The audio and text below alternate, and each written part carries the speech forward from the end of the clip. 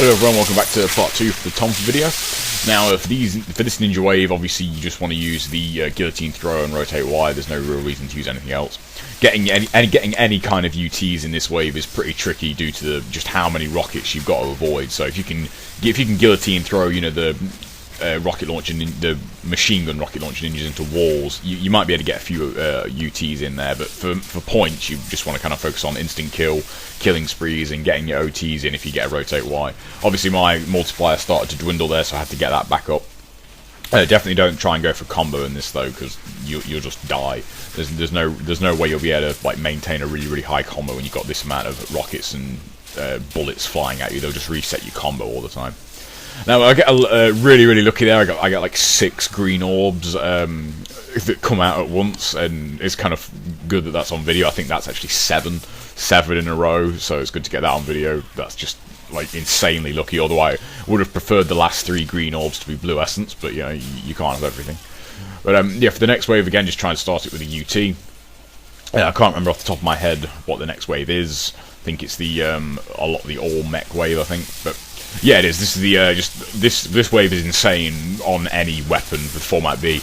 But the Tonfa, it's really kind of 50-50. If your UTs connect, this wave is easy. You know, you can just kind of turn them all into mulch if your UTs always connect, and you can easily take out 2 or 3 of them at one time with one UT. And even if you don't, you're going to de-lim a lot. So, you know, but the main danger with this wave is if your UTs don't connect, that's when you're in trouble, because all you can really do is try and jump away and charge UTs. You know, the Tonfas have no moves that are made, you know, for taking out mechs or the marionettes, or even the 4-legged mechs, you know, because they can stun lock you and, you know, they can take you out quite easy. My UT missed there, which really pissed me off, because at that point this was going quite well. But again, you know, the ET is just as strong, really, against marionettes and mechs. There again, take note of the patterns. I knew I'd have time to jump away and turn that ET into a UT, so that's always something you want to be doing, you know, all the time, but especially in survival, you want to know the enemy's patterns, because you want to know what you can get away with. You know, if I couldn't have got away with a UT there, I could have easily have died on this wave. So, again, for the mechs, just use the Windmill Shuriken cancel into the Y attack.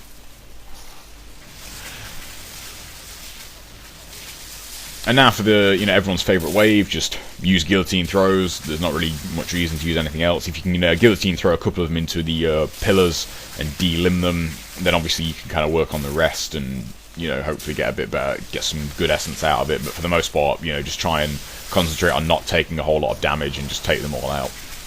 Again, coming back to what I was saying in one of the earlier videos, having a 5 times multiplier going into Genshin is great, but you definitely don't want to, you know, sacrifice anything to kind of keep that. I got 2 Nimpo orbs there as well. That was really lucky. I didn't actually need them, you know, I'd have much preferred green essence or health, but, you know, I got 2 Nimpo orbs.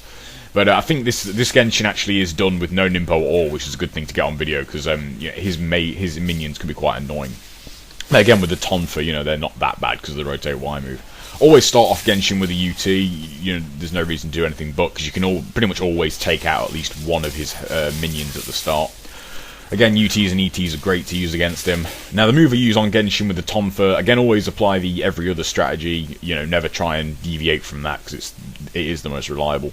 I use XX forward Y. It's a nice quick move. It does pretty good damage. You know, it's not very strong, but, you know, there's not a whole lot of recovery with it, and there's not a whole lot of, you know, vulnerable frames to the move. So now here it just seems like he's walking to kind of kill my multiplier on purpose, which was kind of annoying. So I'm just trying to get the every other strategy, you know, in motion here.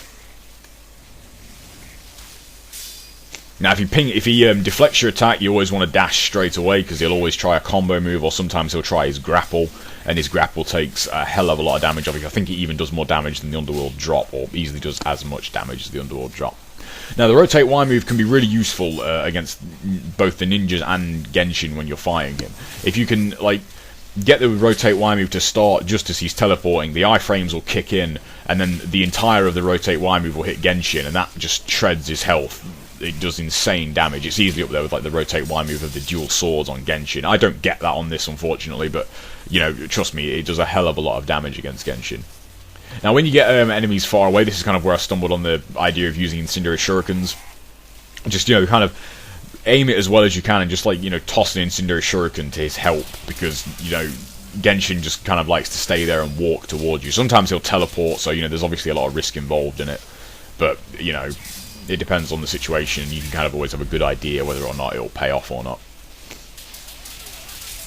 Now, I thought I was going to get lucky there. I thought he was going to teleport right into the rotate Y move, but he didn't. So, you know, just kind of carry on being cautious. So this is a pretty good Genshin fight for the video purpose, because it's a very, very cautious fight. You know, I don't really take any chances with it. And with the Tonfa, you can't really afford to either. The XX forward Y move is the best move to use against him, but it's not a very good move in itself. Like, it's only the best move because all the others are so bad. You know, so if anyone knows of a better way to take out Genshin with the Tonfa, you know, post that, because, you know, the XX forward Y can be a bit annoying. And as I said, on the second Genshin fight that is cut off, he's unbelievably uncooperative on it. I think it takes me about 4 or 5 minutes to actually kill him, because he just teleports out of every single attack, you know, over and over and over again, and all the while he's doing that, you know, he's chipping away at my health, you know, getting my health down. There, a little bit of the rotate Y hit him, and you can kind of see the power it has. Like, only 2 hits of it connected there, and it still took off quite a bit of health. And I wasn't going to let that ninja just fall over, you know, obviously kill him properly.